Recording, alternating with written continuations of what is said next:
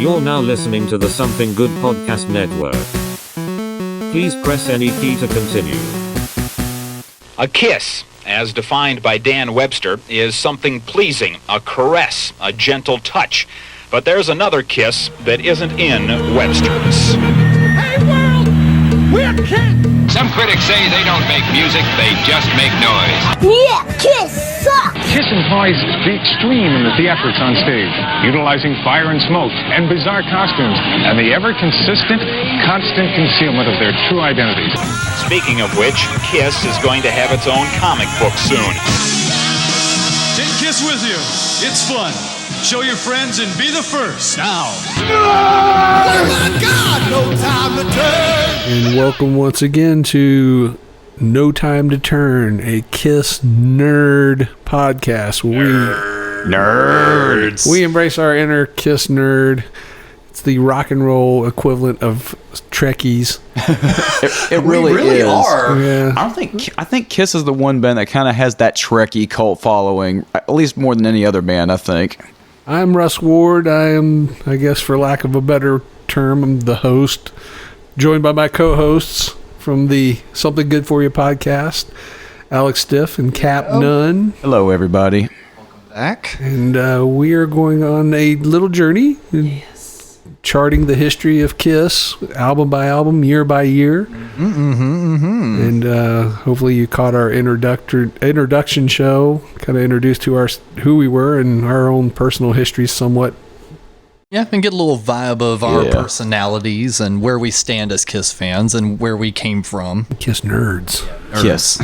Is that going to be one of the self-imposed rules? So, like in Walking Dead, they don't say zombies, and in the WWE, they don't say wrestler. Not wrestling. I don't know. So it's like, are we not going to say fan? Is it? Or do we only want to refer to it as Kiss nerds? I think of Kiss fans as like fair weather fans that know, like, you know, the high spot songs, the rock and roll over in Detroit Rock City or whatever. Kiss nerds, that's a whole nother thing. They know the 80s material. We are the nerds. Like, we are the nerds. We know too much about this damn band. Probably. No, we don't claim to be experts. We don't know everything, honestly. We're just big fans. And as if you listen to the introduction episode, I've been into this since I was a small child in the mid-'70s. Alex came aboard in the mid-'90s, I guess. Late 90s. Late 90s. Probably, yeah. And Cap sort of came in Early somewhere. Yeah, early to mid-2000s. I was a late bloomer. Yeah, so we're all from different eras with different perspectives and different opinions. Mm-hmm. Exactly. And we'll gauge all that as we advance, and we're going to just start in now with the debut Kiss album. Yes, self-titled. And we'll probably warrant to do a little back history on it. A little bit of where they were and how they got here. I was going to say, it probably needs to start with in 1970 then, doesn't it? Or even before that. Well, you could, if we wanted to gauge kind of the whole, you know, I'm gonna use some $3 words here. I'm going to drop my big $3 words. If you want to discuss the cultural zeitgeist stuff. No, but, you're coming out of the 60s. It's sort of post-hippie. You kind of see the rise of what was called glitter rock in America. I guess they call it glam in Britain. Right. Glam has a different connotation in America because you think of 80s hair bands. Exactly. So, coming into this somewhat new thing or whole new thing is the guys that are going to form Kiss. But it's interesting to look at where they were coming from because they all had been participating in other groups. Most famously, Wicked Lester. Wicked Lester. Everyone knows Kiss had the band Wicked Lester. They recorded an unreleased album. Peter was in a band called Chelsea, not to be confused with the British punk band of the same name. Right. That did release an album. Ace had been in a variety of different acts, and just recently the quote-unquote lost recordings of his band Molimo, Moog, is that how you say it? Yeah, I believe so. That sounds right. I've always wondered how that was pronounced. The name had been in circles for years. He'd played in this band, and then it pops up. And what's interesting to me is how different all these bands are. Not necessarily to each other, but how it differs to what became Kiss. Right. Yeah, exactly. Because it gives no real hint of where they're going to go as Kiss. The only obvious one really is Wicked Lester, only because they use material from those sessions and future Kiss records. Yeah, but they're completely redone. And if you listen to, like with Ace's group, it sounded very much like Jefferson Airplane. Yeah. Seems like a very big influence. Peter's group was almost like a country rock kind of thing. Kind of like because that was the thing at the time, right? Yeah, there was a lot of that. Very California. Well, it's that post-hippie thing, and the same with Wicked Lester, which kind of has something of a. I don't think it's fair to say a Jethro Tull vibe, but they just only because it has the flute and stuff.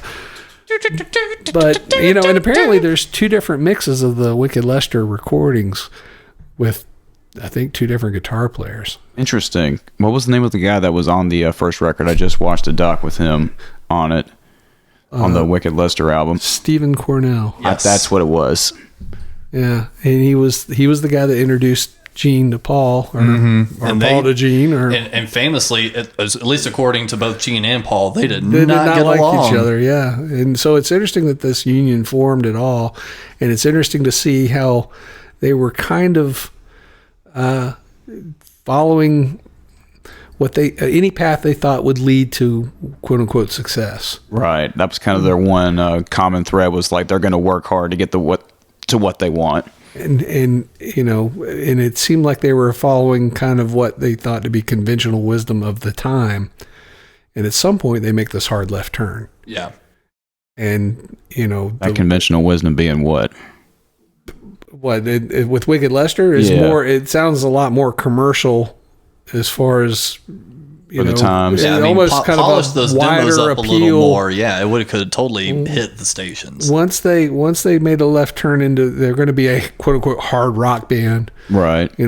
That was not necessarily always a commercially viable proposition. Right, because this was like this is before they obviously had to have made that decision before they thought of it being theatrical. Mm-hmm. Oh, no, I'm sure that those very rapidly, but hard rock was just becoming a thing too, like with the Led Zeppelins of the world and things like that. Yeah, I think they were probably taking their cues more from like Humble Pie. Right. Yeah, they've mentioned that in Sweet. And Slade. Slade. Slade seems to be the most highly influential, but I mean, I don't know to what degree. It might be a coincidence that they're so similar. I think it played at least a huge role with Paul. Even down to the way, he announces and, speaks to the audience. And he even tried the top hat for a minute. Yeah, I don't. There was some shows, I think, on the Yeah, there was a. Well, that's later on. That's way later. Yeah, but I would still say that would still be a callback. Maybe it could also come from T-Rex. That can also be true. Mark Bolan was probably a big influence on more so British rock than American. He didn't have the impact in America that he had in Europe. I think that's the interesting thing about those Kiss guys they were hip to it. I was going to say Kiss was very influenced by a lot of British rock at that time. There's no way they weren't. And, the Dolls were doing the same thing too, dressing up like the members of, another band I love from that era, Mott the Hoople. Yeah. Well, I think Mott the Hoople kind of steered themselves into a glam thing after a moment. I'm not as familiar with their history, but all that was feeding into the American kind of consciousness slowly. It wasn't as probably as successful in America as it had been in Europe, but there was obviously bands picking up, taking their cues from it, most obviously the New York Dolls. But there was in New York in that era, that wasn't just the Dolls. There was a little scene that had evolved with bands like the Harlots of 42nd Street and the Brats. Yeah. Kiss actually did a few shows with the Brats. They did shows with the Brats. Before, there was a band called Luger that had Ivan Krall, who was later in the Patti Smith group. some of the guys from that would be in the Ramones. Tommy Ramone was in a band called Butch. Mm-hmm. I think there was a band called The Fast. Was that the one that does Boys Will Be Boys? I don't know. I'm not. I think I remember that though. We're educated on Kiss. Yeah. Well, I'm kind of going off of names that I know, and then some of these bands I have heard. I think there's some surviving recordings of the Harlots, and a big group in New York in the time was Eric Emerson and the Magic Tramps, who I have to confess I've never heard any of their stuff. That's the first time yeah, me too. And they were pretty influential in there, and for a minute, and they were kind of the big band in New York, And then conversely, though, there was other bands that were kind of either peaking or just starting, which would be like Mountain. Yeah, Leslie West, I'm sure was, I know was a big influence on a lot of some of the stuff that Kiss was doing early on, especially guitar sounds, but they weren't glam by any means. No, not at all. That's what I'm saying. There's kind of the antithesis to the New York kind of glitter rock thing that was going on. You had Mountain, and then Blue Oyster Cult. Yeah, I think that was more of a. I might be wrong, but it seems like I think it was more of a Long Island thing. Early Twisted Sister was kind of being influenced by that, but I don't think they were. I think this is still a little early in the game. Yeah, the Dictators came up. And I was about to ask about them. They were going to have their. I can't remember what year their first album comes out. I think it's not until 75. So Kiss probably still beat them to the punch, but they were just getting started probably in the same sort of era. About Jane County and Jane County and the Electric Chairs were doing their thing at the same time. There's an early incarnation. I guess it was Kiss once they got the four locked into place. One of their earliest shows was at a loft on Bleecker Street on the Lower East Side with Wayne County, and everybody was there. That's where all, I think that's where everyone got their first taste of Kiss, because they were somewhat outside of that Mercer Arts thing that the Dolls were doing, right? Max's and Mercer's, but they were still all playing the Coventry over in Queens, which was a club in Queens that these bands were playing.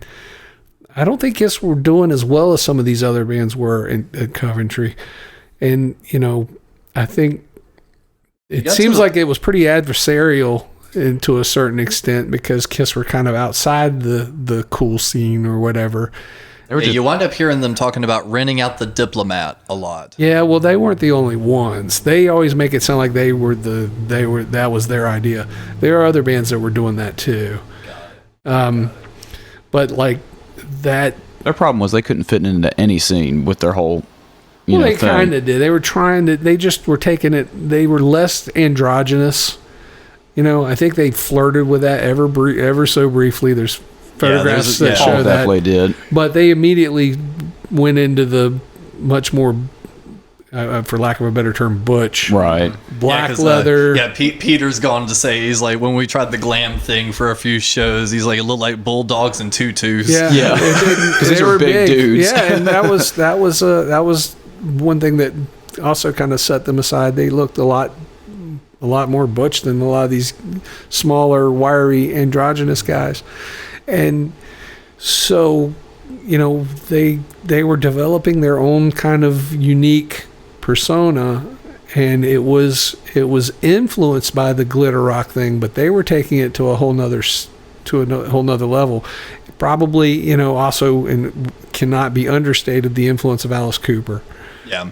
The theatrics of Alice Cooper, and with sort of the more of a anglicized, British rock kind of hard rock sound. Right. And the presentation was, again, even Alice still had something of a I don't know how you would describe it other than, before he kind of got into the horror rock kind of thing, it was still kind of a quasi-gay, fey kind of a thing. It was still kind of like an androgynous thing to it. And, and all of that was all to put outrage and shock into the element. That poster Jeff Clayton has where Alice is kind of looks like he's wrapped up in plastic wrap or... That's early on. They were doing, again, the androgyny was kind of...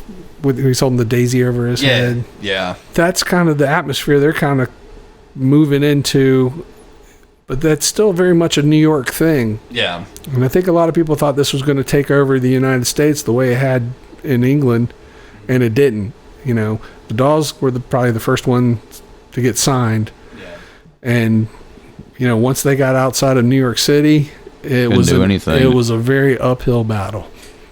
Wasn't there a scene that called on in L.A. too, or is that later on for glam and glitter and things like that? I mean, there was probably it was underground. It was kind of a permeating under the surface everywhere, I would imagine, to a certain extent, but more so in the areas like L.A. or New York or Chicago that were kind of more media, right? You know, media centers. Gotcha. But it seemed like New York is what produced the largest kind of effort at it. But none of these bands got signed and didn't really carry over. But a lot of these bands, I think it's important to note, sort of also were at the advent of what became punk rock. And I think that proves especially true. You talk about in L.A., especially in L.A., I think a lot of the early punk scene was like glam damaged kids. Mm-hmm. Detroit, places like that too. I don't think Detroit ever really picked up on that. You don't think so? Detroit was always very much more, you know, butch. Yeah, very earthy. You know. It get kind of glammed up a little bit. I mean, I think that, like I said, I think it ended up that kind of came afterwards. Probably. I mean, there's a point where Todd Rundgren, you know, had a kind of a glammy look, but he never really played a glam rock style. No. But you know, you saw that there was a certain element of glitter or whatever you want to call it that eventually it kind of, you know, became part of a generalized look, a rock and roll look. I mean, there's even a point where, you know, Mick Jagger had glitter on his face or whatever. So yeah, I mean, the influence was there, but as far as really permeating in America, where a band really crossed over and made a giant stride in that, I don't think, you know, even Bowie in his earliest efforts did not connect. You know, it wasn't until he flipped and did the kind of Young Americans album, which was more of a R&B influence, that he started connecting commercially in America. So Kiss was, well, I guess Alice Cooper, like you said, it was androgynous. So Kiss was really the first one to, you know, get an audience, you know, with makeup. Alice, when he went more towards the horror rock thing. Alice in '73 was arguably the Alice Cooper band was the biggest band in the world. Yeah. And then, to me, that's the Alice group. You know, he wasn't yet a solo thing. It was Alice Cooper was the name of the band, and Alice being one and the same. So yeah, but yeah, that was very, very, very big in '73. So like I said, you can't be understated how much of an influence that had on Kiss. But musically, I don't think you could really compare Alice Cooper to Kiss. No, it's two different flavors. Psycho Circus. Well, you know what I'm saying? Well, not until, so later, Alice, when they all got homogenized into shitty hair metal. But, but yeah, no, I think and it's kind of interesting too. Kiss as a whole never really mentions Alice Cooper as an influence. The only member I can really think of off the top of my head to mention Alice Cooper is Peter. It feels like Peter's the one that said, like, we saw Alice Cooper and we wanted to make a band with 4 of them. Yeah, they saw him. I know they went to see him in what was probably that '73 tour, the $1 Billion Babies. And, you know, I'm sure that made a big impact. But to what degree? I mean, I don't know at what point that they already had the idea that they were going to be a theatrical kind of group. It seemed like they already, you know, those wheels had already started turning. They were already probably experimenting with makeup, but, you know, it helped refine their image a little bit, I'm sure. And, you know, that was still in the process of refinement. Yeah. You know, that's one of the things the Kiss mythology seems to suggest they were born fully formed, right out of the box, ready to go. Oh no, even the makeup had to change. You could see a lot of you could see a lot of the evolution as to what was, you know, trial and error and what they were trying to attempt. But I think, you know, obviously by the time they had the first album out, though, they clearly had it basically in play. They knew where they were. You know, it was now except Peter, but. Well, that was only that one album. Exactly, shot. But you know that still makes me laugh. We can talk a little bit about that, but before they make the first album, and I don't have the date. You could pull this up. They did the recording at Electric Lady. Yep. It was completed on March 13th, 73. So think about that. That's March of 73, spring of 73. This is around the same time they played that Loft show. Mm-hmm. They were owed some time from doing session work. Right. And their manager at the time was a guy named Lou Lynette, and he arranged for the time to be paid out in studio time as opposed to money. Right. And by happenstance, Eddie Kramer was the house engineer at Electric Lady, so he wound up being the producer of this thing. That was the story I've heard, was that somebody from Wicked Lester had to hook them up with Eddie Kramer. I've got a quote here. It says, it was a result of Eddie's work on this demo that Neil Bogart offered him a job producing Kiss Alive, and he recalled it was done as a favor because their producer, Ron Johnson, was working Electric Lady at the time, and I think eventually became the manager of the studio for a while. He approached me because Kiss's previous band, Wicked Lester, was a soft, folky thing, and Gene had this concept of the Kiss band. I remember seeing drawings of the various characters they all had planned out, blah, blah, blah, blah. Yeah, so it seems like it was a connection from Ron Johnson. Ron Johnson was the producer for the Wicked Lester album. Yeah. And it would not be fair to call him a manager, but I think he was, that was the connection. Mm-hmm. And they were owed the time. And I think he was probably the one helping supply them with session work. Right. But weren't Paul and Gene very vocal or very adamant about getting Eddie Kramer and nobody else? That's the way they say it, but I don't think that's the way it happened. I think they got it because, like I said, Eddie Kramer was the house engineer there. Okay. Because I've heard them talk about we demand this guy. Yeah. Well, no, I don't think they could have any clout to demand anything. The question I have is, what's curious about the whole Wicked Lester thing is they were signed, I guess, to CBS, and they walked away. Famously, they said, "Well, we didn't, it didn't live up to our expectations, and we walked away from the deal." Yeah, exactly. And I'm like, I don't know how you walk away from a record deal because they get an advance. They're obviously somebody owes somebody some money, and to recoup that advance. It was the guitar player, whatever his name was. I don't know. I don't know what the story is. That's one of the curiosities to me. Is like they had to have bought themselves out of that at some level to be able to walk away from it. I know they ended up buying those recordings about 6 or 8 years later when Kiss really peaked in the late 70s to prevent those recordings from coming out. So I don't know if that was, obviously those recordings belonged to CBS until Kiss purchased them, but I don't already know. Had a nest egg ready. I don't know how that works. I don't, the deal could have been, maybe they didn't get it in advance. I don't know how that worked, but obviously they walked out of that. They were able to get free of it for whatever reason, and they record the demo with Eddie Kramer. What songs exactly were all on that? I can pull that up. I've got it pulled up in a separate tab, but I've actually got a really piece of cool information kind of connecting everything you were talking about. And it really just puts it all within context. So this was completed on March 13th of 73. The final Wicked Lester showcase was November of 72. Right, so that's a pretty rapid turnaround. Yeah, it's because it says right here, the band was only 2 months old when they recorded those Eddie Kramer demos. Yeah.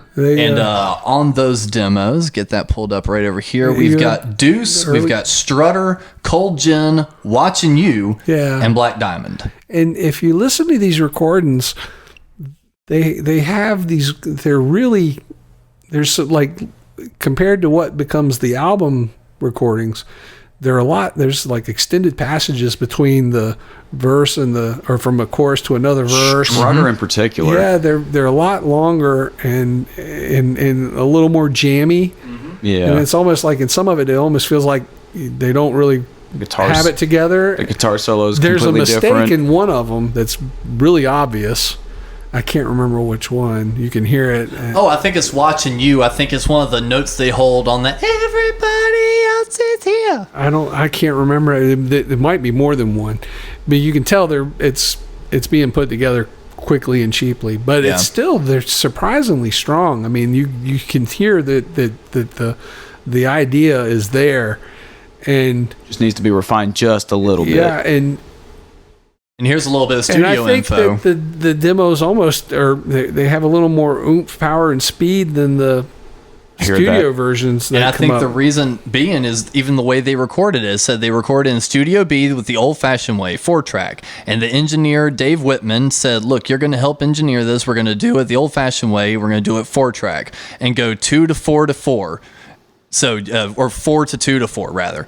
And that's what we did. Those demos were amazing. I still have a copy of them today. So essentially what that meant was they recorded everything in 4-track, bounced it down to 2, saved that tape, recorded an additional 4-track while playing it on the back end. And those were the overdubs. Yeah, that's how they bounce tracks. Mm-hmm. Yes, and I think that's part of the reason. Because they probably were touching the Reds a little bit and it had a little bit more oomph and it kind of gave them a little bit more aggression and dangerousness. Well, they're also, you can tell by some of the stuff they're doing, obviously they're aware of what it is they're trying to do and what the purpose of these tapes are, but you can also hear that they're a lot less probably self-conscious than what they'd be later on. There's the kind of playfulness at the end of Firehouse where they just mimic the fire engine, and one of them goes honk honk, and there's a point at the beginning of one where they kind of launch into the song and they stop and they recount it and go again. It's all you if all you had at that point was that demo without the visual to it, it's still a solid hard rock band. Yeah, absolutely. And I think this is important to note because so many people get hung up on the visuals, as Paul Stanley has famously said, they listen with their eyes. And, that was a very beneficial thing, but musically, Kiss were coming together as a pretty adept hard rock band. They weren't doing like what so many of these other New York bands were, which was very Stonesy derivative. Exactly. They were, a lot of these bands kind of boogied. As great as the Dolls are, they were not. You can't really correlate musically the Dolls to Kiss. No. Outside of it being guitar-based hard rock. Yeah. Androgynous type singer, maybe. Well, the Dolls were. I don't know. The Dolls were. You can see that Stones dynamic with. David Johansen and Johnny Thunders as, Mick and Keith. But they were just much more of a kind of a they were the party band and they were the it was exciting and it was energetic and it was the New York Dolls are great. You can't sit here and say, oh, they sucked compared to Kiss, because that's just not true. They weren't Kiss and Kiss weren't the Dolls.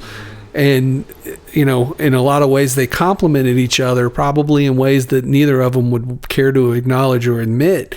In a way, Kiss were like the shadow side of the Dolls. The Dolls were very, technicolor, flamboyant, they had that androgynous, kind of thing.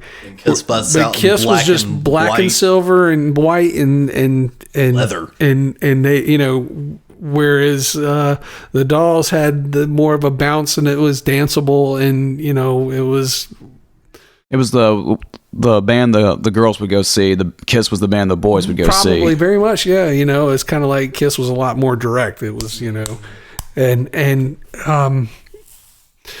so you can see where there was going to be a contrast to the point of a competition, and Kiss were not necessarily as readily welcomed into that New York scene, and I don't think they really cared about it. And armed with their demo, they had a kind of a little bit of a lead. Obviously the Dolls had their record deal and were already off into their own orbit, but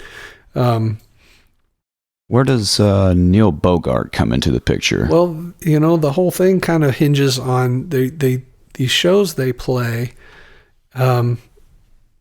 Like we were talking about the Loft show in early '73, which would have been around the same time they did the demo.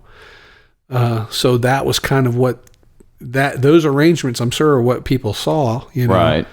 And I know they made an impression, most famously Rick Rivets, who had been in, I think he was in the Brats, you know, I think they played with that night, and they were like, you know, these guys are better than we are, you know, and that probably added to the jealousy of it.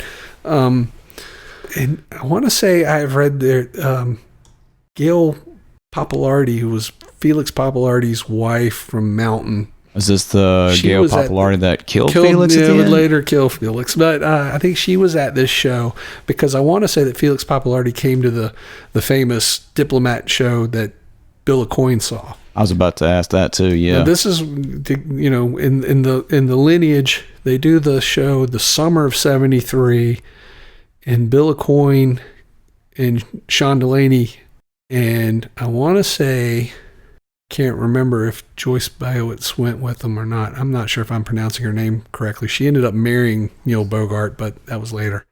Bill and Joyce had what they called Direction Plus, I think is what it was called, was a management company they were starting, which would become Rocksteady. And Neil Bogart had been involved in television production, which is kind of important to think, you know, he's seeing Kiss on another level. He's seeing it from the theatrical side. He's seeing it from a visual side, saying this, you know, and knowing that television is going to be an important part in promotion Bill coming too, right? into the future. Bill was involved with the TV production That's what too, I'm talking right? about. Oh, okay, I thought you said Neil. Did I say Neil? I might have. I'm sorry. I'm trying to think 3 steps ahead of myself here. Right. So Bill Aucoin has seen this and signs, you know, offers them a management deal, but it's a very short term kind of thing. He's saying, I think it was like a 6-week contract, and basically saying like, if I can't get you a record deal, if I can't get you the record deal, then we'll just call it even. Yeah. But he already had a working relationship with Neil Bogart and knew that Neil Bogart was leaving Kama Sutra Records, I think is where he was at, which was, I don't know who they were a subsidiary of or whatever. He was launching here. Yeah, I was going to say they might have been with Warner's because he was starting Casablanca, which was also going to be a subsidiary for Warner. And so that was already kind of in play. There's another story saying that, you know, Neil had worked with Kenny Kerner and Richie Wise, who had produced probably their biggest success was the group Stories at that point. They did the song Brother Louie. Right. They produced that, and I think they did, I don't know if they did Midnight Train to Georgia or not. They did, it was Gladys Knight. They were, you know, but they had a little bit of success. Richie Wise was also playing in a band called Dust. Mm-hmm. Okay, featuring one Marky Ramone. Well, Mark Bell at the time. Oh, sorry. Yeah. And so, you know, they zeroed in on that Kiss demo and were like, this is where we need to go. So I don't know exactly how all that folds together, if it just sort of all happened simultaneously as a, you know, that's how the industry works. Perfect storm of events. But obviously they got signed as the first act signed to Casablanca, and they were signed, though, primarily on the strength of their music. Yep. Because Neil Bogart had not yet seen this theatrics that they were going to do. Nope, they had only heard the demo. And so just on the strength of the music alone, they saw the potential and were going in with, you know, with that as their pitch. As their pitch. So, and like, I think it wasn't until like after they recorded the record and like they were going to do a showcase or something that like Neil finally saw. No, they did the a showcase thing first. It was a launch party for Casablanca, wasn't it? They did a showcase before Casablanca. They did a now, you know, I need to have this in front of me. I've got the it says Casablanca's held a party at Century Plaza Hotel. That was after the album. They did in some sort of small place rehearsal room. I think I'm conflating 2 different events. There's the famous story where I think this was the first time Neil Bogart saw him, and they did it in this room, and they didn't, you know, they played like 30 minutes, and they were a small room according to legend. Oh, I know which one you're talking about now. And when they got done, you know, he was just completely shell shocked. and just didn't know how to react. And Gene walked over to him and grabbed his arms and made him physically clap his hands together. And that's when Sean Delaney kind of pricked up and was like, these guys are going to make it. Yeah. But I want to say they did something with, I don't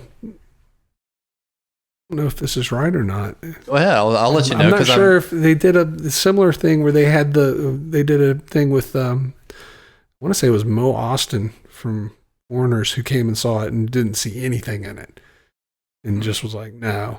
And I think that was in a similar situation. I want to say there was this thing where it's like a half a song in, someone left and like they stuck around. So that sounds about right. But all this was moving towards, anyway, I guess it's kind of moved, but they got the deal with Casablanca and recorded the first album in, I guess, October of 73. Recorded in the Bell Sound Studios, October through November of 74. Yep. No, it would have had to been 73. The album comes out in 74. Well, it was... oh, yeah, it might have been 73. That's probably it. So yeah, you're looking at the April 24 Kissin' Time re-record. They re-recorded Kissin' Time in April. So they recorded the album in October of 73. Now think of the timeline here. In October of 72, I don't even think... I mean, they were still doing Wicked Lester. Mm-hmm. And just in that year, they've gone through getting out of the Wicked Lester deal, starting over, finding first Peter and then Ace, and then recording the demo, playing these, and only a handful of shows. Yeah. And getting to the point to where they got the record deal. And again, the only group that had a record deal in New York City was the Dolls. Yeah. But the Dolls probably had more of the primo deal because they were on a more respected label with Mercury. But got Todd Rundgren to produce the record and all that. Rundgren to produce the record. And I think all eyes were on the Dolls. Yeah. And I don't think anyone had any, wouldn't have put their money on Kiss at that point. Here's actually a really interesting little tidbit since we want to talk about just how lightning fast they shot out of the gate after that record. Immediately after the record, they started their first album tour in Edmonton on February 5th, 74. Few weeks later, they made their first TV national appearance in ABC's In Concert, aired March 29th. And then they did the Mike Douglas show March 29th. Well, go back a little bit. Yeah, At also what point? So they started, I knew the first... before we get to the tour, let's talk about the record. Yeah, I was just throwing that as just a little side note since you were talking about just how quick. So the record's recorded in October of 73. Yes. Well, let's talk about that. They, like I said, they had Kenny Kerner and Richie Wise. Yeah. Mm-hmm. And from the way I've understood it, the dynamic between Kerner and Wise was Kerner was more of the guy that coaxed the performances, while Richie Wise was more the guy that caught it on tape, was twiddling the knobs, right? And engineer pushing role. the faders, and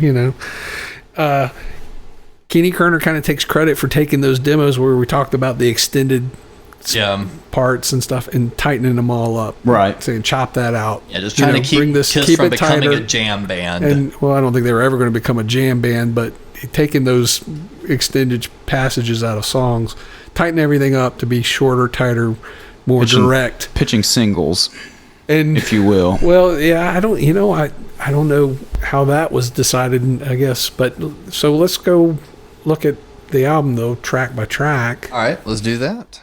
So it kicks off the record with probably one of the more popular. It's a weird one to say popular deep cut. Because you don't hear it on the radio. We're talking about Strutter, of course. Yeah, Strutter. Strutter is, it was a part of their live show for years and years and years and years and years. Mm-hmm. But it's not like on a lot of compilation records, it seems like. Yeah. It's not like a radio No, it's staple. not played around on radio a whole lot. Writers Paul Stanley and Gene Simmons. Now, how many songs in the Kiss catalog have the Simmons-Stanley co-write? Not many. And a lot of times you'll find these guys kind of arguing over as to who was more involved. So that's kind of an interesting co-write credit because there's not a lot of those. No, and actually I've got all the writer credits at least with this release, and I'll make sure and have that for future releases since now we're bringing it up. Great, we're applying rules to ourselves on the fly. Strutter is one of the very obvious ones that they really tightened up from the demo. Right. Yeah. Is a lot longer as on the demo version. It had like I said, the extended passages between the chorus and the verse, the second verse. There's a lot more. Like I said, solos completely different. I hate saying the word jam because you get a certain connotation. I know what but you it's mean, a lot. It seems a lot looser on the demo. Here we go. Getting rid of the last little bit of Wicked Lester DNA and habits. That's a good way to look at it. Yeah, you know what? That might be true. That's probably had something to do with it. Yeah, so if we don't really want to say jam, we'll just say it's the last gasp of them trying to get rid of the Wicked Lester sound. Can you name I was going to say, where does Strutter land with you guys?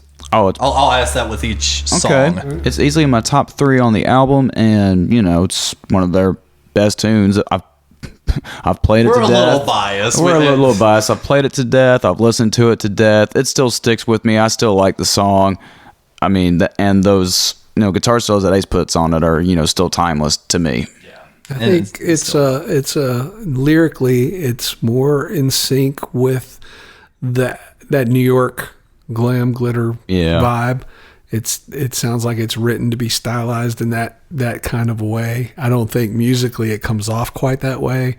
I think maybe that was where he was going with it, but once it got interpreted by the band, but it's got more of that swagger than some of the more punchier direct stuff of like Cold Gin or Deuce. It's a lot, so it's closer to a Dolls vibe, right? In a sense, I don't think it reaches that level at all, but I think you can see it's trying to lean that way. A lot more bounce to it. But the group has bucked it into being their own thing. Same thing with the next track, Nothing to Lose. Yeah, Nothing to Lose is probably one of my least favorite Kiss songs. Really? I don't think I've ever cared for that song. Really? Yeah. I love the riff. The lyrics are just goofy as shit, but yeah, I'd say, that's fine. I don't have a problem with it being goofy lyrics or whatever. It's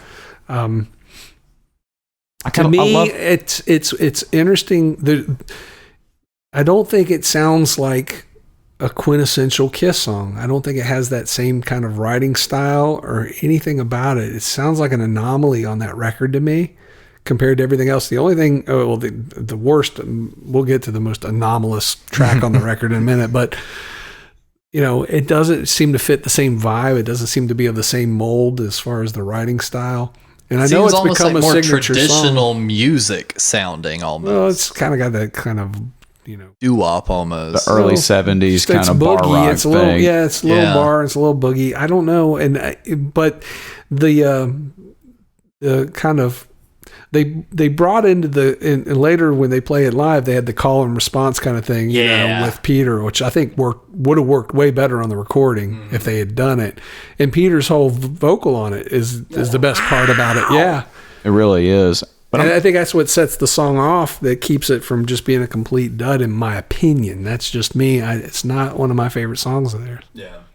For me, not my favorite on the record, but I love the song because of Alive and other versions I've heard of it. So I really like Nothing to Lose, and I think I'm in that same camp as Cap. I dig the riff. The riff pulls me in every time. And there's cowbell in it. You gotta love some cowbell. Oh yeah, there's a lot of cowbell in early Kiss. And now I get to be Russ for a minute and say Firehouse is probably in my bottom 3, if not. Yeah, it's in my bottom 3 least favorites on the record. Live, it's still even a little bit of a slog to get through, but I don't know. On the record, it just feels like a It's a lot slower than the demo version. The demo version has a lot more forward drive to it. I don't know why they slowed this tempos down. I don't know whose idea that was. I would assume that's a Kerner and Wise decision.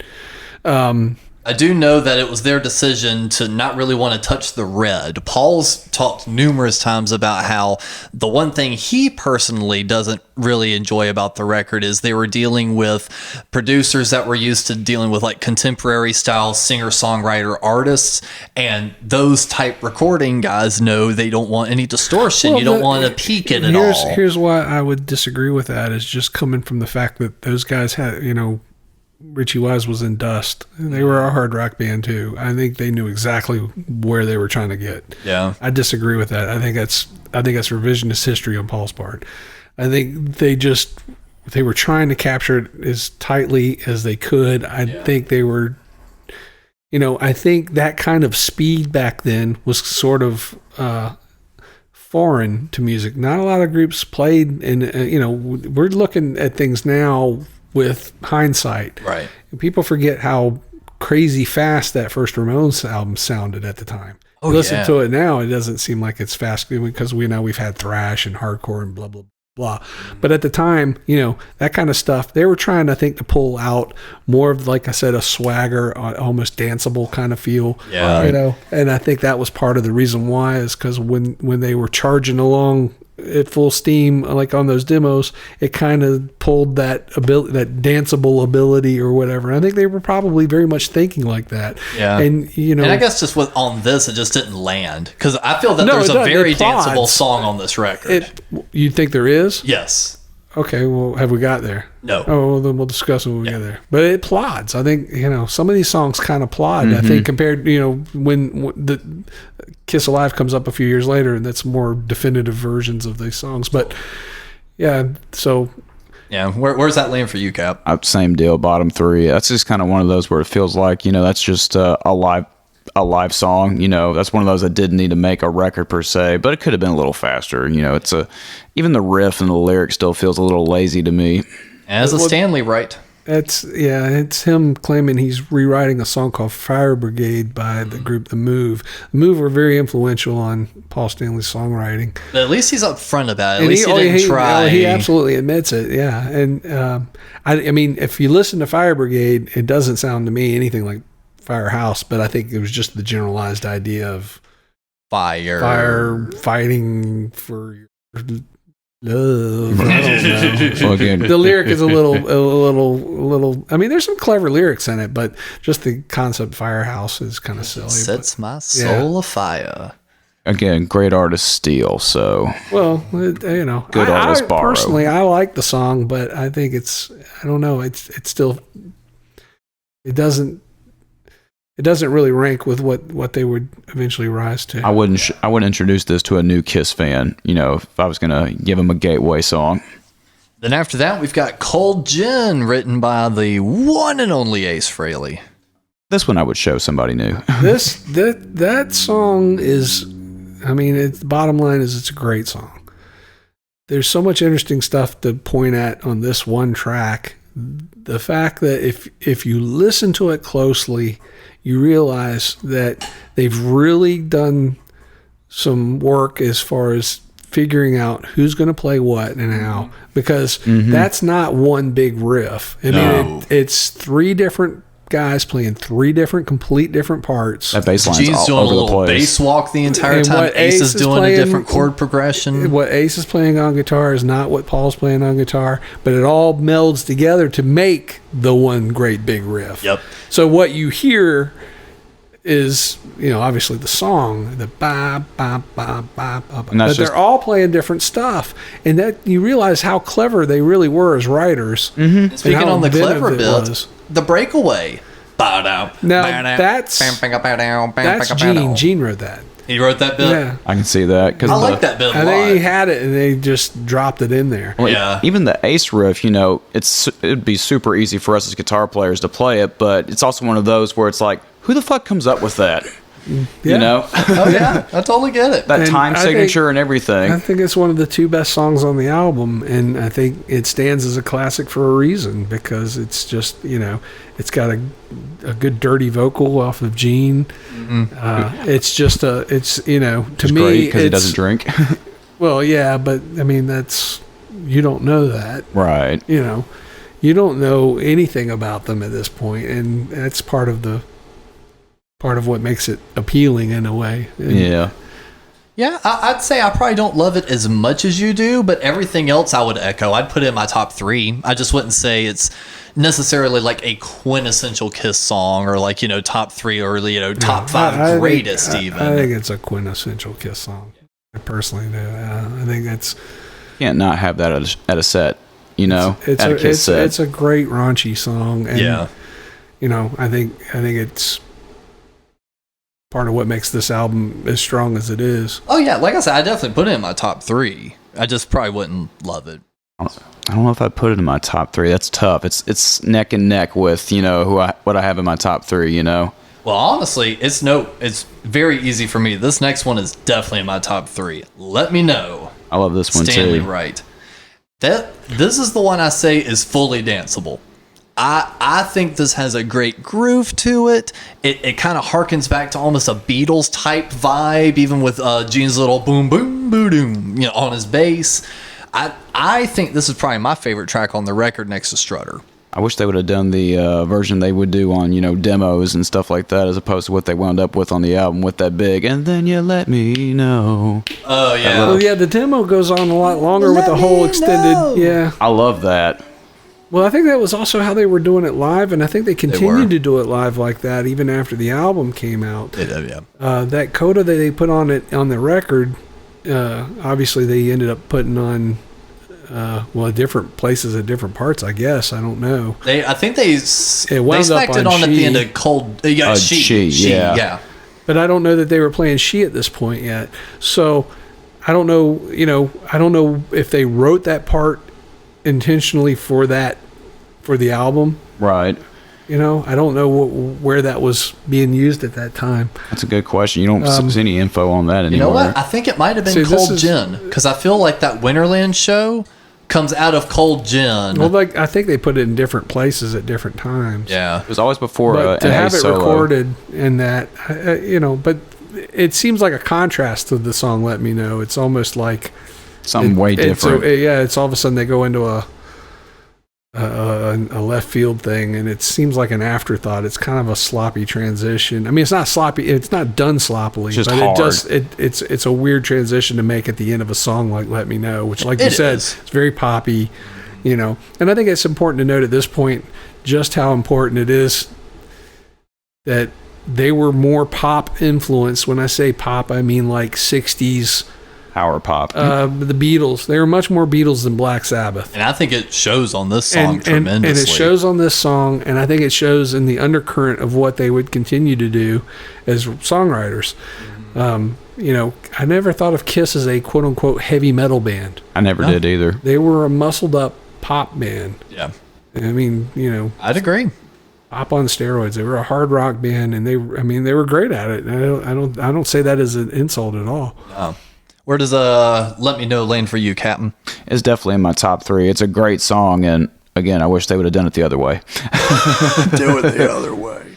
No, I love the bass line in it. I love the melodies in it. I love that it just kind of bounces, and it's not just like you know, it's kind of like Strutter, where there's like a little bit of a walkie, you know, bounced in the bass and things like that too, and the drums do, you know, are great with complementing it. Something else I like about it that we don't get a lot in Kiss songs is a Gene and Paul dual vocal. Yeah, there's only 3 or 4 songs like that. Mm-hmm. And I like that contrast of like Gene doing a verse, Paul picking up a verse. It's pretty cool. That's something they always did really well when they did do it. Yeah, and like total side note, but semi on topic. I think the best one they ever did like that was fast forward way in the future. Their cover of Rock and Roll Radio. I thought that was really cool how like Gene and Paul kind of passed the verses back and forth.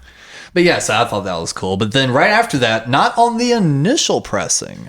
Yep. But on the like quick second run, they quickly pushed out after they realized it wasn't selling very well. Well, I don't think it had even so much to do with it wasn't selling well. They, you know, Neil Bogart was from talking about Kissin' Time, of course. Yeah, yes. The song Kissin' Time was Neil Bogart's idea. And he they tied it into these kissing contests, which really they were trying to use. It had two purposes. And part of it was the idea was, this will help promote the Kiss album. But more importantly, they were trying to promote Casablanca. Yeah. They were putting it on TV shows too. They were using Kiss. I think the attitude was Kiss was probably almost a write-off. They were okay. Casablanca would have been okay to have Kiss fail if it meant it established Casablanca. Yeah. Now, what was going on as all this happened was, and this is very important to the history of the band, it was Casablanca was a subsidiary of Warner Brothers.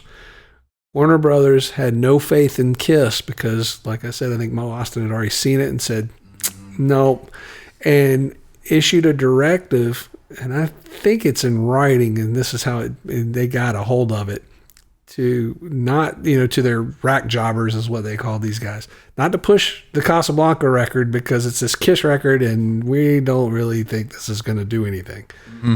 Well, of course, that didn't sit well with Neil Bogart, nor should it. So he was able to negotiate an out from the distribution, having Warner. So the earliest Kiss record, the first album, the earliest pressings of that is manufactured and distributed by Warner Brothers. Yeah. And those are kind of rare to find now, to find Warner Brother issued. Actually, I was literally just turning around me. I was checking the wall, but I've still got an issue. I've actually still got a copy of the first album that you gave me. Yeah, that doesn't have "Kissin' Time" on it. She picked it up at a garage sale. I've been lucky. I found several copies of that over the years. But yeah, the "Kissin' Time" was not on the original press of it. They added that as part of a means to help promote the record label. And it was a hackneyed idea. The band didn't like it, but they did it dutifully partly because what the hell were they going to do? Say no? Right. And even though it's a cover, it is cool as hell that the first lyric in it is "Come on, Charlotte." Yeah. So hearing Paul yell "Come on, Charlotte," it's okay, that's cool. I didn't recognize that as Charlotte for years. I thought he said Detroit. Really? But I guess he's saying Charlotte, which is our hometown where we're recording this from. Very correct. Cap, where's it land for you? Yeah, in my bottom three, just because of what it is, and I don't hate it. I don't hate the song. I don't hate it, but it's just kind of the there. chorus is catchy as hell. Hearing Gina Paul going that, whoa, but it doesn't blend into that record to me. And it just sounds like it's just completely unnecessary. And I don't know. It was clever that they rewrote the words. It was clever that they thought, okay, well, this gives everybody another moment to shine. So Peter sings on it too. They should have probably given Peter a little more to do on that first record, I think. He's got backups on "Nothing to Lose," vocals on "Kissin' Time," and then lyrics on "Black Diamond." Yeah, he does the vocal on "Black Diamond." We'll get to that, so "Kissin' Time" is sort of like you could erase it from the record because at one point it wasn't even part of the record. Exactly. So it's disposable track.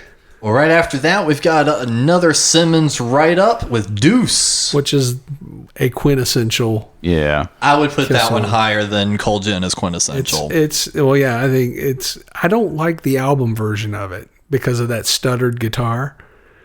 The way he plays it in the studio version. Whatever he's doing there. I didn't care for that. I like it when it's more direct, and I think it works better as a live track. But it's still a great song. It's completely nonsensical. I like that he's not even trying to make any sense out of a lyric. No. and that's, what does it all mean? It doesn't mean anything. And that's I have a theory. It doesn't, but your theory isn't any more valid or less valid than anyone else's. Right. Because I don't think he had a theory. I don't think he had an idea of what any of it meant. Sometimes you just write a dumb song like that. I think Gene was always about just anything that was outlandish or weird. Yeah. And if you listen to a lot of his early songs, it's all weird. None of it makes sense. Yeah, he was writing. So that's Stanley the Parrot. Yeah, where do you get these ideas? It was just weird. It was just the idea, weird. Yeah. And so it's got Gene's weird lyrics that mean absolutely nothing, but it's still just probably one of their great songs. It's easily probably in the top 5 of all of their entire catalog. It's just such a great song.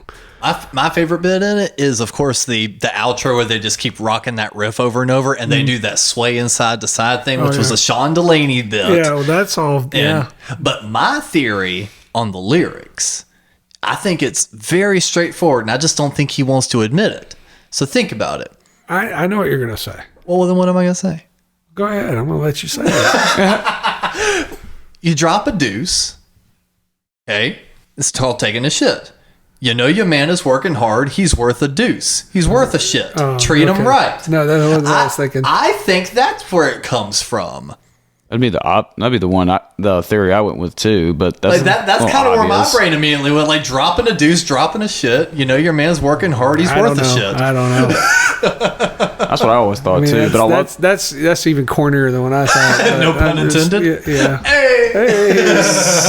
All right. Before this goes too far off the rails, No Time to Turn a Kiss Nerd Podcast. You can hear us. All right. After that, we got Love Theme from Kiss. That is the most disposable, unnecessary, has no point. I don't understand why it existed ever on any level. Because they were already playing the wrong part of the song. Well, yeah, but even that... Because I think Acrobat or whatever they wanted to call the demo or whatever. The whole thing, yeah. There's no demo of that. No, it's just live clips. Yeah. But yeah, when Peter goes into that little jazz shuffle and they kind of do the bastardized Detroit Rock City riff. Yeah. Yeah. And how much to love, you must to love. I don't even think that's all that great, but... I thought it's cool. You know, I don't understand why this even exists. It's filler, and it's obvious filler. There's no point for that to be on the record. I think they probably could have came up with something better, and I don't know, time or just effort or but whatever. We're not the authority on We're not the authority, but I'm just saying it's. I've never understood it. I don't hate it though. You know, it's like as a musical piece, I don't hate it, but well, explain it real quick because I'm not really in love with it. So what draws you into it? The guitar playing, being in love with guitar sounds and stuff like that. I love it, but Russ is absolutely right. I'll do the devil's advocate bit for you since we banter a good bit. We can do this a little.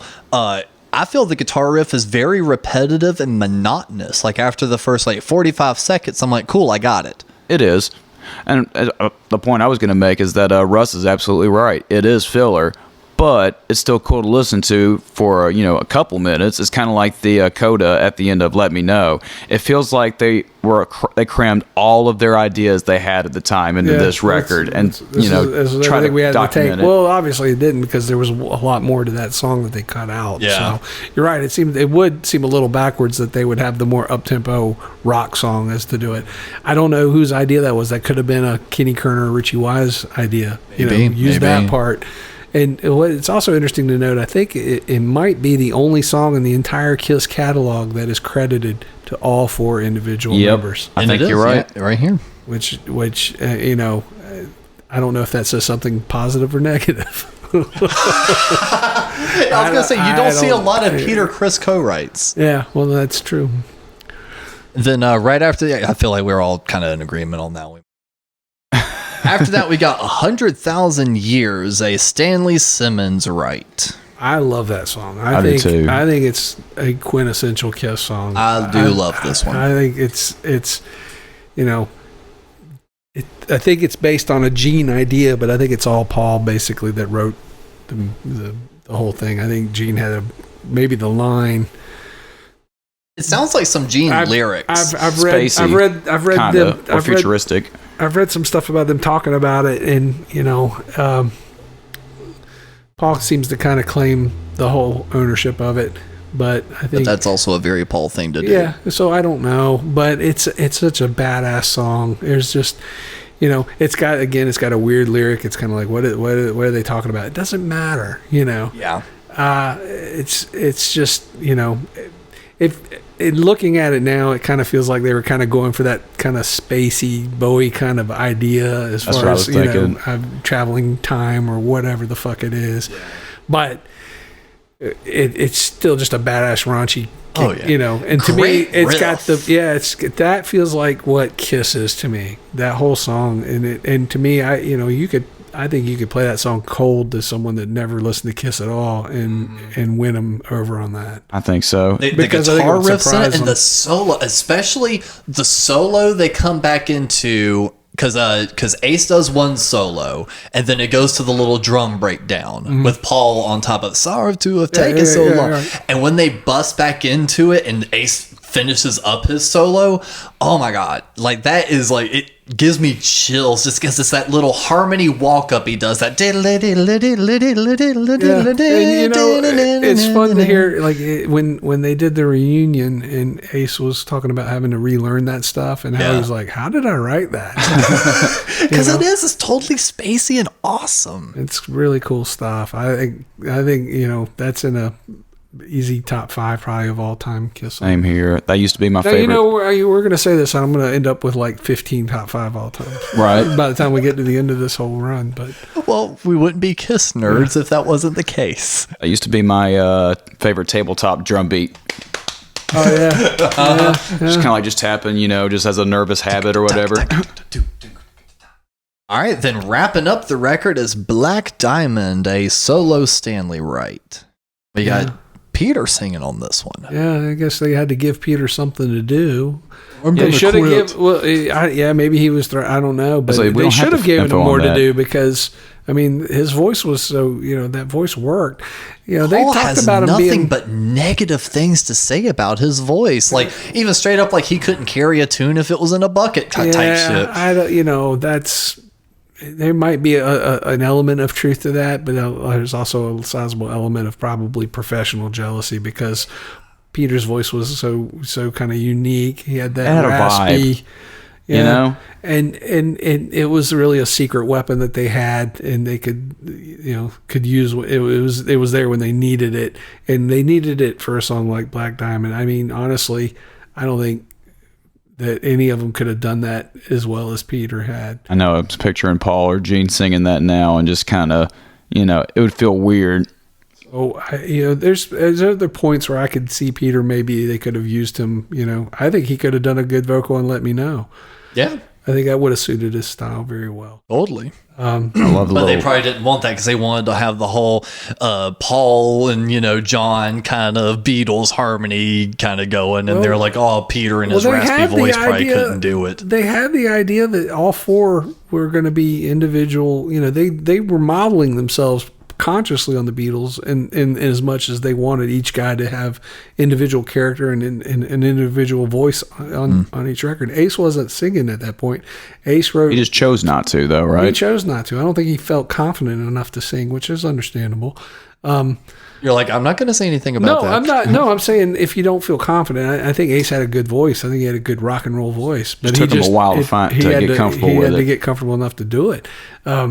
What's interesting about the song, though, is how again, this is a recorded version versus the live version. Yeah. It just plods. It doesn't, that song really needed that speed and that immediacy and urgency that it had in the live, kind of like Firehouse. But on the record, it just sort of plods. And then to make it worse at the end, they do those long droning notes. And that's just filler. That seems like that's just to fill space on a record. Yeah, because the total length of the record is 35 minutes, 11 seconds. It just makes me think of you ever listen to like James Brown tracks where he's just like, playing with his band and it's supposed to be their live set or whatever, but it's just them in a studio, so it just feels awkward. James like, can I get yada yada over here? Yeah. It's like, James, we're in a fucking studio. There's nobody here. Well, it's a different thing with a different vibe. The Kiss thing needed that kind of immediacy, like bring it up a little bit. They should have sped it up. It just it really drags. You can tell, and maybe you wouldn't be able to tell or even think about it if they didn't have the live album to contrast it to. I love Black Diamond, though. Well, I love the song. That is seriously trust me, it's a great song. Oh yeah. I think the idea behind that was the subject matter is that it's supposed to be about a prostitute. Yeah. And, that was kind of a cool kind of idea. And, it was bringing in some shade of darkness that they wouldn't normally go to. Certainly by the late 70s, they would never write a song like that in 1979. But this is also early 70s in New York, and they were all hanging out at those spots, too. It's it's very completely a New York thing. And actually, with it being a Stanley Wright, he was a cab driver at the time, so he probably saw a lot of that kind of stuff. Yeah, no doubt. You talking to me? Yeah. And Paul Stanley, you talking to me? And honestly, I don't see anyone else here.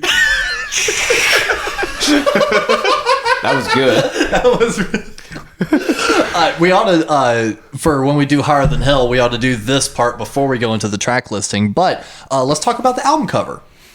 Right. Now, there's a lot of different stories about that. What's the story that you tend to lean on? What I think the true story is? Yeah. I believe the photographer is named Joel Brodsky. Yes. And he did the Doors, was it the... So you got the famous Jim Morrison, spread arm. I don't know if he did shot. Morrison Hotel or not, but anyway, Yeah. he had done. He was a noted photographer. They had him come in. The story that sometimes the band tells is that he showed up with balloons. Yeah. Saying, "You're clowns, right? Here's the balloons." And I don't think, and he says that wasn't true, and I agree. I don't think he had that idea. They had hired a professional makeup artist to help them apply their makeup, which is why Peter all of a sudden has this ornate makeup design that he never do you know the origins used ever. of that? The makeup? Yeah. So that actually did have a very interesting origin that someone from the KISS FAQ message board dug up maybe about, I want to say almost maybe 8 years ago at this point. Do we know this is factual, or is this just something that came up on a message board? I feel like by the time I finish explaining, it's pretty factual. Okay, lay it on us. So someone was able to find a Halloween mask dated in the mid 60s that was supposed to be a tiger mask. And it had the red triangle on the chin, the sectioned off whiskers. The only thing that was really different was the eyes. And now people are kind of truly believing it's like that this mask may have been the partial inspiration from that, because they always talk about the kabuki masks and this, that, and the other. I feel like that may have been a partial inspiration from that makeup artist. Like she brought that in and was like, it may let's not even do brought this. it in. I could see them maybe having had it at some point and remembering it, going, "Oh, I remember I used to have this mask that had this," and just did it. But that's the only time he ever had that makeup design, and it was for their debut album, which was like not a good idea. But then, they want to, and that's one of the things they speak negatively on Peter about for some reason. But really, if you look, all their makeup designs are kind of still in beta stages. Yeah. Jeans always change. Jeans changed a lot. So, the point was obviously they were doing a playoff of Meet the Beatles. Right. Which I'm sure was a very conscious decision, a very conscious and deliberate decision. I think it's interesting to note that Ace has spray painted his hair silver. Yeah, and exactly. He didn't dye his hair silver. He spray painted his hair silver to try to impress the guys in true Ace fashion. Which is just, come on. What do you say? So the story I've always read with like the makeup though is that everybody else applied their own makeup except Peter, but that just sounds like another excuse to shit on Peter for no good reason. But that may be true. I don't know. I was gonna say that was part of the story I've also But heard. if you notice, they've also painted their necks, which that's the only time you ever see that. So that's you've got this oddball visual, but I think. Now going back to the competition between them and the Dolls, they both got very unique, stylized album covers, both which the Dolls never looked like that as they do on that album cover. They never dressed in full drag ever. No, and, they kind of are on that first album. They never looked like that before or after, really, not Extreme. Kiss never really looked like they do on that album cover either, but the Kiss thing was probably a little more easily digestible than the Dolls album cover was. It was a lot less threatening. It was still a curiosity. It was like, what is this? But it didn't seem as threatening, which is ironic because Kiss were trying to be a lot more menacing than the Dolls. But the Dolls were a lot more menacing just by the sheer, just because they naturally were, and the folks they hung out with. Well, yeah, but I'm just saying that album cover just looks a lot more... and dangerous. Well, let me ask you this. Kiss album. With us being kind of Kiss nerds and us even kind of looking at Peter's makeup going, well, he never did this again outside of this. How would we feel seeing it rewrite history?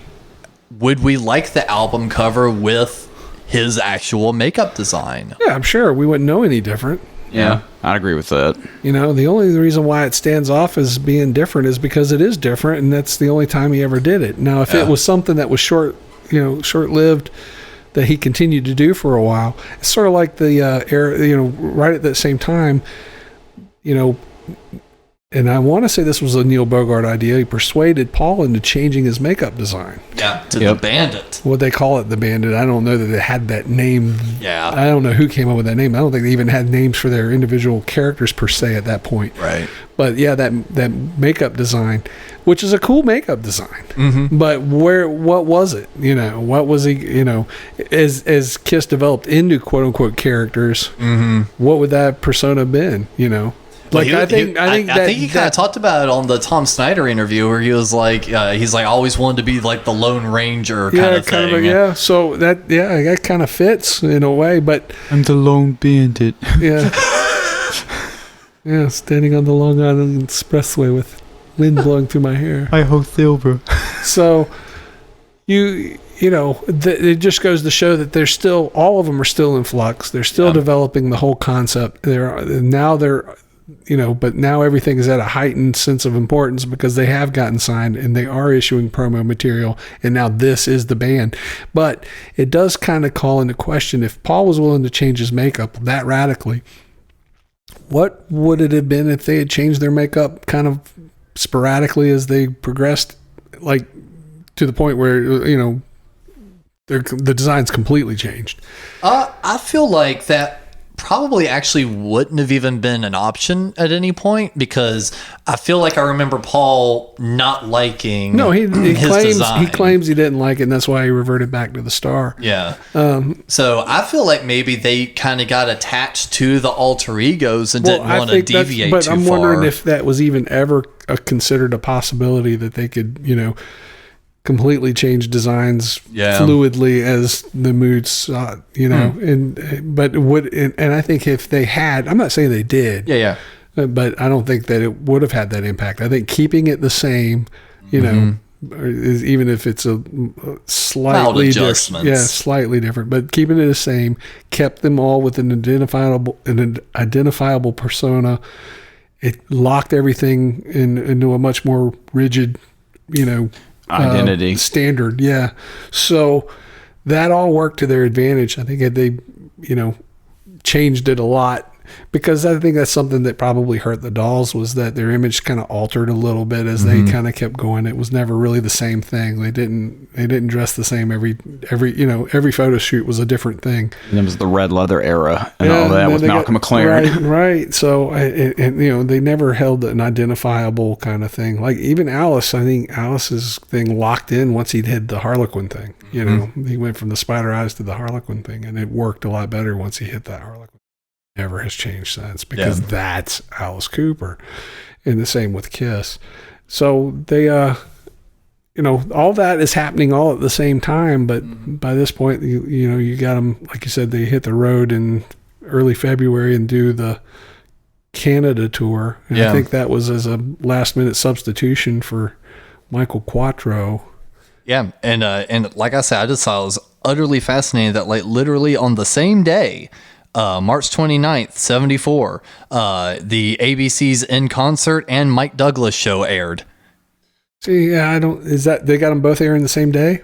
Yeah, to pull out a full quote here, a few weeks later, they made their first national TV appearance on ABC's In Concert, aired March 29th, 1974, performing Nothing to Lose, Firehouse, and Black Diamond, followed by a performance of Firehouse on the Mike Douglas show, also aired March 29th, 1974. That's interesting.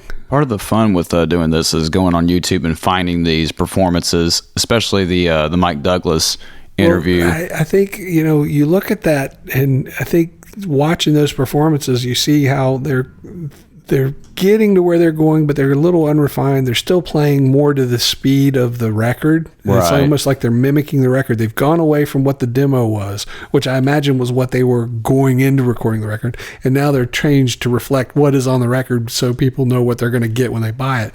So those songs still sound like a little bit, and they altered when they did the ABC's In Concert, they came away with it with a kind of a negative take on it, saying they didn't feel like it was exciting enough, and they tried to add these kind of weird special effects. Yeah, those fireworks that are like, in the background. To try to liven it up a little bit. And also to even further instate what you're talking about with the fast transition of going into the studio with the demo sound and now having to, only a few weeks later now, have to play the album sound. Right here at the very top, I'm surprised we didn't even mention this when we started it.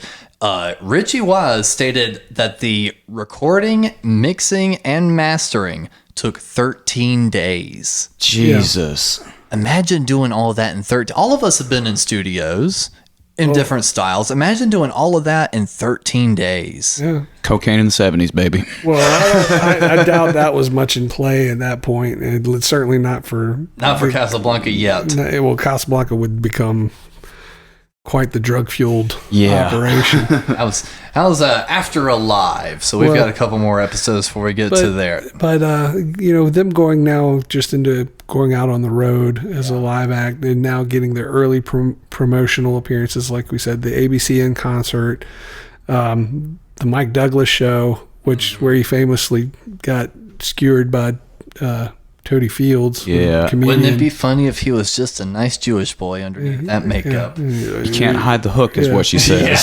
Yeah, Jesus is like, you should only know. Just very She's like, oh, I know. She's like, I know. You can't hide the hook. But what makes that work, I think, and we look at it now and laugh because we're laughing at him. But I think if I were a kid tuning in and seeing that, after school one day, and I would think, that old lady's out of touch because that guy's cool. I think that probably cemented a certain as their fan base is growing. They're something that's different. It's outlandish, and that old lady's out of touch. Yeah, she's like visibly rolling her eyes and opening her mouth. So in hindsight, we go, oh, he looks stupid, and probably to a certain segment of the audience at that time, he looks stupid. But for another segment of the audience, she looks stupid for having going there. And honestly, in retrospect, I feel like he played it off very well because think about it.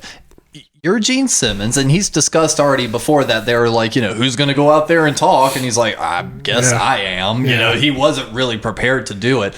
And they've already been coached by Bill with the whole keep your identity secret. So he's really trying to be a character talking about biting the necks of audience members, all of that. Top, though, but then all of a sudden she goes, wouldn't it be nice if he was a little Jewish boy underneath that makeup?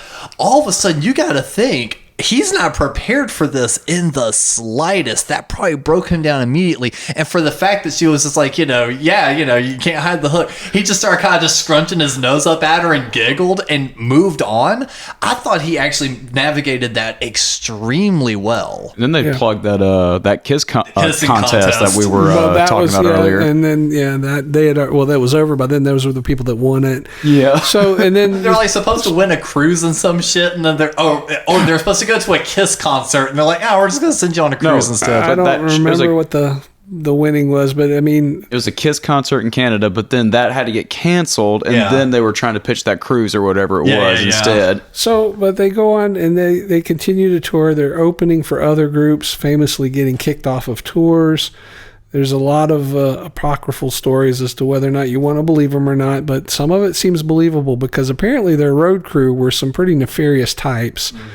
It's road crew in the 70s. What are you going to do? Well, no, they were not just a road crew in the 70s. They were the Kiss road crew. They were very protective. Oh. It was like, close the ranks, and these guys believed in it and were ready to fight for it, and in ugly ways because their reputation as a road crew spread to other road crews. Like, have you heard about Kiss? It was, have you heard about this group Kiss? Their road crew's insane. Yeah. No shit. I haven't heard any stories about that. Oh, there's been a bunch of fun Kiss podcasts and like episodes and like YouTube things of like the road crew telling old stories of that back in the day, and I don't remember names. These guys wore studded leather just like the band did. I mean, they looked like it was like, oh, here's the band. No, that's the road crew. Yeah. That was literally the perception. They would show up and people were like, oh, I guess that must be Kiss. No, that's the road crew. Yeah. The Hell's Angels and Altamont's kind of security. Yeah. Mix that with a bunch of pyromaniacs. Oh God. and they were just a group of tough New York guys that were good. They needed that because they were being backed up. There was some. Well, we skipped over the premiere launch party for Casablanca, also in February of '74, and that went over like a fart in a spacesuit. the launch party was successful for Casablanca, but as a launch for Kiss, who played at this thing. But there was a lot of important industry people there, notably Alice Cooper, who famously quipped, "Well, they're good, but what they need is a gimmick." Hardy, har, har, har. Well, didn't Warner Brothers drop Casablanca after seeing Kiss and then they were still with Warner at that point, I think. But yeah, we just discussed that a little while ago. That was it was somewhere in that time frame where all that kind of fell apart. Yeah. I'm trying to remember. Let's see who else was at that thing, because that was kind of an important thing for them to do. Like I said, it didn't go over as well as they hoped, but Burton Cummings from Guess Who was there, and I think he was really put off by it. I was going to say, if you wanted to look up the rest of the guests, I actually have some of the sales figures talking about not so impressive. Well, I mean, but as a new band out of the chute, and they're now not only do they not have a distribution deal, they're having to Neil Bogart's having to go work up every favor and friendship and every little back channel he can to shoestring together manufacturing and distribution deals. And that's, so it was going to be hard for them to even sell anything when there was hardly probably anything being produced to sell. So, Casablanca were in it now. They were up against the wall. And what they're banking on is this group Kiss. So they're kind of in this symbiotic relationship. The success of Casablanca depended on the success of Kiss that depended on the success of Casablanca. Yeah. And they sold 75,000 copies. The odds are against them bad. Yeah. Big time bad. So, this is doomed to failure. It should not succeed. And the industry is watching. They're keenly aware that this is happening, I'm sure, but they're watching with laughter and like this. Look at this. This is what music business has been reduced to. Well, watch, it's going to fail. They wear the biggest point of contingency with anything you read is because they wear makeup. Yeah, I've seen the one thing they were listening. Same thing we talked about last episode. They're listening with their eyes and not with their ears. Yeah, and I also, the album I still don't think plays to Kiss's strength. I don't think that it's matching the impact of the visual. I know people even now that say, one of their hangups with Kiss is that they look one way and sound another. Yeah, but I don't see it that way because I come from an era when it was all Kiss. Yeah, it's all but part I could of the package. see also other people saying that at the time. I don't think that album was a very strong statement coming out of the chute. I think agree with especially that. comparing it to the demo. Yeah, and I think that so it's almost like they didn't blow up on the launch pad, but they barely got up into the air, but they did. Yeah. And now they're really going to have to prove it. And how are they going to prove it? Playing live. Mm-hmm. And and now they're out on the road for the first time ever, and their show is going to obviously continuously get refined. Now, obviously, we also skipped over the New Year's Eve show. Well, what I was going to ask is, so we've pretty much wrapped up conversation on the first record. For the next episode, do we want to go ahead and talk about first tour, or do we want to do Hotter Than Hell? Well, we'll do a little both. We'll go into Hotter Than Hell. But I'd like to close with just another. It's important to talk about in this episode, I think, with that New Year's Eve show. They're for all intents and purposes. I mean, they've been playing shows around New York. They get added to the show at the Academy of Music, which is the biggest show they had done so far at that point. And famously, Gene caught his hair on fire, blowing fire for the first time. Right. And Sean Delaney put it out, and no one, people thought it was part of the show. Yeah. But they, there was 2 sets played that night, and Kiss only played on, I think, the first one. They were unannounced, and it was almost like they were tacked on as a favor. Yeah. And that show's gone down into history as a legendary gig, largely just because of all the other bands that were involved that kind of got eclipsed by their opening band over time, which included Iggy and the Stooges and Blue Oyster Cult. Yeah. And both are great bands in their own individual ways. I love both of them. But who would have thought going in that night seeing Kiss and thinking out of all these groups, in the big opening act that was being ballyhooed at the time was the Harlots, I think, were on that. Okay. So Kiss got thrown on almost as a favor. And then you start seeing as they go through their first tour, a lot of what they're doing is getting favors called in. And so I think it's important to say that right now they're primed not for success, but for failure. This first album is, nowadays we look at it with hindsight. It's it's the first Kiss album. It's a great album. It's classic, blah, blah, blah, blah. But at the time, I think it probably came out as like anticlimactic. Yeah. I can see they're that. struggling, and they're struggling bad. There's no money. And they can't get a break anywhere. Their record company is like probably not going to survive. All of this is probably going to go under. So we're kind of reaching a cliffhanger ending here going into the next one. It's not looking good. So after that, we've got Hotter Than Hell. We'll discuss that on the next episode of No Time to Turn. And want to thank everyone for joining in. And for Cap Nunn and Alex Stiff, I'm Russ Ward, and we will see you next time. Thank you for listening. Please insert another coin by supporting the show for as little as $1 a month at patreon.com/somethinggoodnetwork.